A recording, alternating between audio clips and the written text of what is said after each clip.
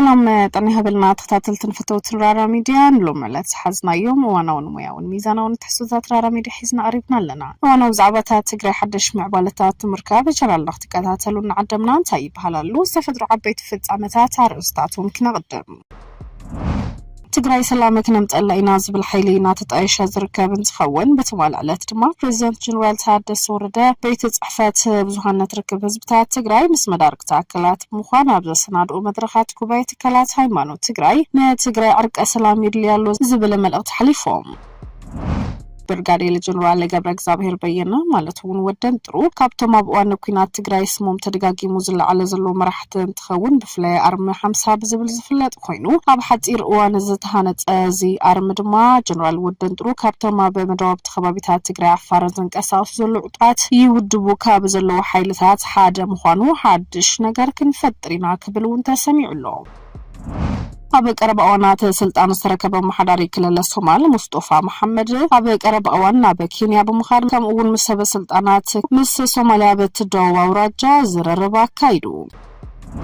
سراويت حرنة رمود حرار 4 عامات نابي وانا بيت صحفة عديس هابات سامليسو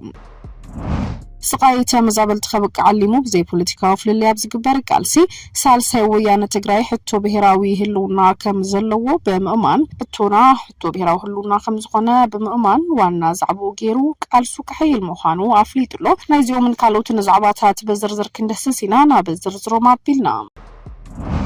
تقرأي سلامك نبز اللينا زبل حيلنا تتعيش زركب انتخون بتمال علات بريزيدنت جنرال تادس وردن بيت صحفات بزوحان نتركب هزبتات تقرأي مس مدارك تأكلات بمخانا بزي السناد ومدرخ كوباية تكالات هايمانوت تقرأي تقرأي عرق أسلامي اللي زبل ملغ سحليفهم هلو تقمات بوليتيكان فللي تقرأي مسلمو مقدم بار بحيلي أي كالن زبلا بريزيدنت كزوم محدار تقرأي جنرال تادس وردن سعرن تسعرن زبهلك هيدا نتقرأي يواد انزبل انتخون تقرأي كتحوي عبقت على المعارك تحسب سلامة قداس مخانا جنزيبو بريزيدنت جنرال تادس ورده نزيز بلا بيت صحفات بزوحان نتركب هزبتات تقراي مس مدارك تأكلات بمخانا بزا سنادو مدرخ كوباية تكالات هايمانوت تقراي تاريخي بوابة زحلفو ملغت انتخون جنرال تادس ورده بزهابو حساب تقراي بسنك زقات اموات تدقاقمتي ورارات تات بزو حزبتات نبراتنا برسا بممتعو بسلو كبير مخان يبره دحر حزي أكلك بحالا لوزن وبارد ما مرحت هايمانوت عزوز كده كوانت هلوم كلاتنا جن عبي قداي سلام كنا براب كم زقبا علنا خبلا كنزيبهم حلاف بيت صحفات بزوحان نتركب هزبتات تقراي كايما زبالو دما ببقوانو عبا تقراي سخيدو ورارات مختعوم كم اون قدا تكالات هايمانوت عبا نتقاتن سلام من حدنات تقراي عبا زبال زعبا مزاقتي يتعوف زقربا تخون تقراي كاب قدم جميرو ورس حيلتات عقمي عبا زدريلو زقتلو وسابن زعنوون هفتو كي أكل دحرت خوينات تقراي سلام كي تركب دوقيلو موز خرزلو حاوي ممليسو كن كالا حدا قانا فتري خيد كم زلو يقلتو ناس تمدالاسة اقاما الذي خاص سلام حدنات تقراي كتناخر كده مرحت هايمانو تقراي قداس خونو سلام تقراي مسرت سلام هاجرن هاجورن سلازقنا بتقوات كسرح الله يبلوم بفلاي بركة زبلو مؤلات مرحت تقراي دحرا خوينات تقراي زرقيو ناي منعا أنا زي مخبارن كونتات ورشا خوينون تقراين هزبان كبير واقع نخفللو زركبيوم حزون دحرا كوينات انتا تقارو تخفافيلو ماتوار بجتن كالنات وهاب تخفافيلوم تقارو تخفافيلو ماتوارن بجتن كالنات وهابوم كتاخصو يقبرالو أبي حرا مريت خونا بعد سابا زلو تقارو مسابة تقراي زول حيل زهلو بوليتيكا فلي من تهزبهم كبلو ناب مرددا كماتو مرحت هايمانوت بزي مثل شاو كسرحو تاريخ أو حلفنتهم كفتمو تقويعهم عبتو مدرخ استرخبو مرحت هايمانوت دما سلام من حددنا تقراي نمهنات عبقون هزبو من منقستن كوينهم كامزو سرحونا رقاقيتهم برغادير جنرال قبر እግዚአብሔር በየነ ወደን ጥሩ ካብቶም አብዋን ኩናት ትግራይ ስሞም ተደጋጊሙ ዝለዓል መራሕቲ እንትኸውን ብፍላይ ኣርሚ 50 ብዝብል ዝፍለጥ ፍሉይ ሓይሊ ኮማንዶ ብሓፂር እዋን ከም ዝሃነፀ ዝንገር እዩ ጀነራል ወደን ጥሩ ካብቶም ኣብ መደወብቲ ከባቢታት ትግራይ ዓፋር ዝንቀሳቀሱ ዘለዉ ጥቃት ይዳወቡ ካብ ዘለዉ ሓደ ይውድቡ ካብ ዘለዉ ሓደ እንትኸውን ሓድሽ ነገር ክንፈጥር ኢና ክብል ተሰሚዑ ናብ ሓራ መሬት ወሪድና ዘለና ሓድሽ ነገር ክንፈጥር ኣለና ዝበለ እቲ ሓድሽ ነገር ግን ካብ ዝኾነ ይኹን ፓርቲ ነፃ ዝኾነ ሓይሊ ክንፈጥር ኣለና ዝብል ኣጀንዳ زاربه بمنجستي زاز خنا بارتي زي زوزو سراوي تجراي كن فترينا ندلي إن صرحوا بارتي نحنا ندخلوا وتدروا منجستي بلنا نحزب تجراي بنتعنات زي شراو منجدي نمرزوا أكلنا خنا قلقل حزي أب مقدال لنا أب مقدالنا أرجنا أتز أرجنا له مقدال دما حدا نجر نتجراي قريفنا خن كدلنا بارتي إنها تابع زي شيء مزورد حيلي قريفنا له نتمنى سيخن كيد قريبلنا نتمنى زي شران فتحون حيلي نمفتاريون برناي زخنا بارتي حشكرنا يبلنا أين قبرهم يبل ይብል ب15 ጥር ልዕሊ ኮር ብዝብል ዝተኣኻኸቡ ኣዘዝ ሓይልታት ትግራይ ትባይቲ ጌታቸው ረዳ ዝምራሕ ግዚኦም ምሕዳር ክሂዱ እዩ ጠሊሙ እዩ ዝብል ቅዋም ሒዞም እንትኾኑ ምሕዳር ከተማታት ወረዳታት ተቆጻጽሮም ቤት ጽሕፈታት ሰላም ጸጥታን ትግራይ ነስጉምት ወፍር ሕጊ ምኽባር ብዝብል ከም ዝተኻይደ ዝገልጽዎ እንትኾኑ ንሕና ግን ኣብ ካልእ ኣለና ንሳቶም ኣብ ኣለዉ ንሳቶም ታይ ይሰርሑ ኣለዉ ካልእ ዘረባ እዩ ይብል ኣብዚ ኣነ ኣለኹ ካልኦት ምሳይ ኣለዉ ብዛዕባኦም ምዝራብ ግን ኣድላይ ከም ዘይኮነ ኣብዚ ዘሎ ነገር ንሕና ተወዲብና ንቃለስ ኣለና ብዙሓት መኳንናት ኣለዉ ብዙሓት ክፍለ ጦራት ኣለውና ብዙሓት ኣመራርሓ ኣለውና ብዙሓት ሰራዊት እውን ይውሕዝ ኣሎ ሎማ አንተ ኳዝ መጽ ብዙሕ እዩ ሕዚ ድማ ሪፖርት ይርኒራ ብዙሕ ሰራዊት እዩ ዝኣተ ዘሎ ይበለት ጀነራል እቲ ኣብ ሞንጎ ኤርትራን ኢትዮጵያን ኩናት እንተተወልዑ ሳሰላልፋኹም ከመ እዩ ክኸውን እተሓደክም ፍሕወሓት ምስ መንግስቲ ኤርትራ ወጊኑ ዝዋጋ እንትኮይኑ ንስኻትኩም ከምስ ፌደራል መንግስቲ ተሰሊፍኩም ክትዋግኡ ዲኹም ንዝብል ካብ ቢቢሲ ዝተሓተተ ጀነራል ድማ ጀነራል ወደን ጥሩ አሰላልፋና ምስ ህዝብ ትግራይ እዩ ንሳቶም አሰላልፎ ምስ ሕወሓት ስለዝኾነ ምስ ጎይቶኦም ምስኦም ክኸዱ ይኽእሉ እዮም ንሕና ግን ምስ ህዝብ ትግራይ ንኽንተርፍ ሕወይት ህዝብ ትግራይ ክንሕሉ ኢና ናይ ህዝብ ትግራይ ጸጥታ ንዕሪና ወገንተኛ ዘይኮነ ሓይሊ ህዝብ ትግራይ ክንሃንጽና ክብል ተሰሚዑ ኣብ ትግራይ ማእኸል ዞባ ተወሊዱ ዓብዩ ብንኡሱ ዕድሚኡ ኣብ 1974 ናብ ቃልሲ ሕወሓት ተጸምቢሩ ካብ ተራ ወታደር ክሳብ መራሒ ክፍለ ጦር ኮይኑ ዝነበረ እቲ ጀነራል ኩናት ትግራይ ቅድሚ ጅማሩ ቅድሚ ሒደት ሰዋርሕ ብጥሩታት ተሰናቢቱ ነይሩ ካብቶም ኣብ ዝሓለፈ 15 ጥርነት ጉባኤ ዘካየደ ሓደ ጉጅለ ሕወሓት ንዝደገፉ ኣዘ ሰራዊት ትግራይ ተቃይሞም ጠጠው ካብ ዝበሉ ድማ ሓደ እውን እዩ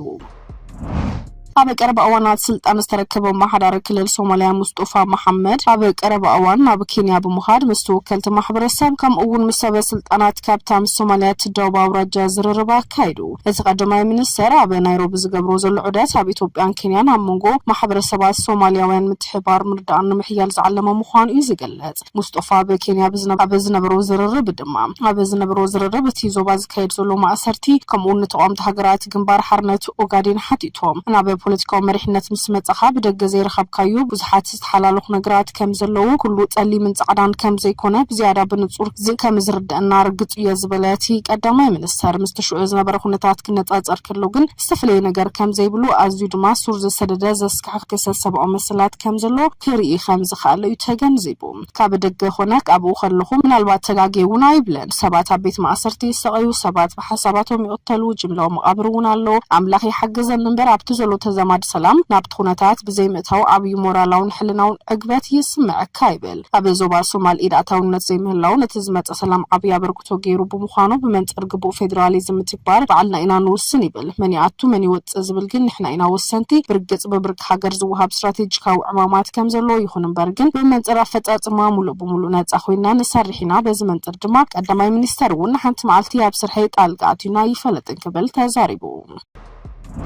ጉዳይ ቅትለት ዘውድ ሃፍቱ ዝርኢ ዘሎ ማእከላይ ቤት ፍርዲ ከተማ መቐለ ተኸሰስቲ መቕለሊ ሓሳብ ቅጽዓት ከቕርቡ ብዝቐረብዎ ሕቶ መሰረት ንሰነ 3217 ተለዋጥ ቁጥር ሂቡ ማእከላይ ቤት ፍርዲ ዞባ መቐለ በቅትለት ዘውድ ዝተኸሰሱ ክልተ ተጠርጠርቲ ጥፋተኛታት ብዝብል ብይን መሃቡ ዝፍለጥ ኮይኑ ነስዒቡ ዓቃብ ሕጊ ሓሳብ ቅጽዓት ከቕርብ ምስ ጀመረ ተኸሰስቲ ስድራ ተኸሰስቲ ብምኽንያት ዝተፈጠረ ረብሻ እውን ውሳነ ቅጽዓት ከይተዋሃበ መጋባያ ከም ዝተቋረጸ ዝረስዕ ኣይኮነን ሎሚ ውሳነ ንምሃብ ዝተሰየመ መጋባያ ማእከላይ ቤት ፍርዲ ከተማ መቐለ ተኸሰስቲ መቕለሊ ሓሳብ ቅጽዓት ንምቕራብ ግዜ ይወሃበና ብምባሎም ተለዋጥ ቁጥር ሂብሎም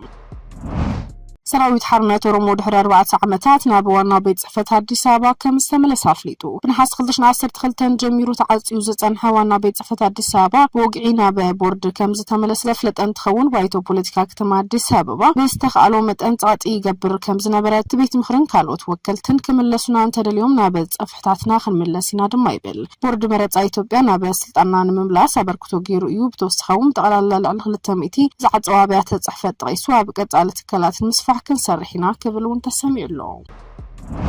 ስቃይተ መዛበልቲ ንኸብቅዕ ዓሊሙ ብዘይ ፖለቲካዊ ፍልልይ ኣብ ዝግበር ቃልሲ ሳልሳይ ወያነ ትግራይ ሕቶ ብሄራዊ ህልውና ከም ዝኾነ ብምእማን ዋና ዛዕባ ገይሩ ቃልሱ ክሕይል ኣፍሊጡ ኣብዚ እዋን ልዕሊ ዛዕባ መስጠት ግዛኣትና ተመዛበልቲ ዝርአ ጉዳይ ክህሉ ከም ዘይግባእ ዝኣመነ ሳልሳይ ወያነ ትግራይ ዛዕባ ሕድሕድ ትግራዋይ ኣብ ምግባር መርብራቡ ከም ዝቕጽል ኣብ ልዕሊ ዝምልከቶም ናይ ውሽጥን ደገን ትካላት ጸጥታ ምግባሩ ከም ዝቕጽል ከፍልጥ ይደሊ ይብል ግዛኣት ትግራይ ከይምለስ ተመዛበልቲ ተደርብዮም ክተርፉ ዝገብር መንገዲ መንግስቲ ፌደራል ሕዝቡን ቀጢሉ ከም ዝርከብ ሰበ سلطان حوحات بوغنوم تمزابلت بقلطفنا بمربتهم كيملسو ናይ ባዕሎም አሉታው ግደና ተጻውቱ ዝነበሩ ዘለዉ ምዃኖም ኣብዚ ጉዳይ ዘሎ ቃልሲ ድማ ንክግመት ዝተወደበ ጻጥናይ ምፍጣር ዓመ ተጋሩ ክበታተን ካብ ምግባሩ ብተወሳኺ ግዛኣትና ተመዛበልትን ጉጅላው ዕላምኡ ክገብር ምጽንሑውን ኣፍሊጡሎ ተመዛበልቲ ሓምሻይ ክረምቶም ኣብ መከራን ሕማምን ሞትን ካብ ምሕላፍ ክናገፉ ከምኡውን ግዛኣታዊ ሓድነት ትግራይ ብቕልጡፍ ክረጋገጽ ግድን ከም ዘለዎ ሳልሳይ ወያነ ትግራይ ዝጉዳይ ግን መዕለብ ክረክብ ካብ ተጽዕኖ ፌደራል መንግስቲ ሰበስልጣን ሕወሓት ነጻ ዝኾነ ብሄራዊ ቃልሲ ከም ዘድሊ ድማ ኩሉ ተገንዚቡ ክረባረብ ኣለዎ ክብልውን ገንዚቦም ኣለዉ ተኸታተልትን ፈተውትን ራራ ሚድያ ንሎም አላት ሓዝናዮም ሓበሬታታት እዚኦም ይመስሉ ነይሮም ተመሊስና ብኻልኦት ዋናው ዛዕባታት ክንረኸብ ኢና ሰሰናይና ተመኒና ራራ ሚድያ ጥበብ ይመርሕ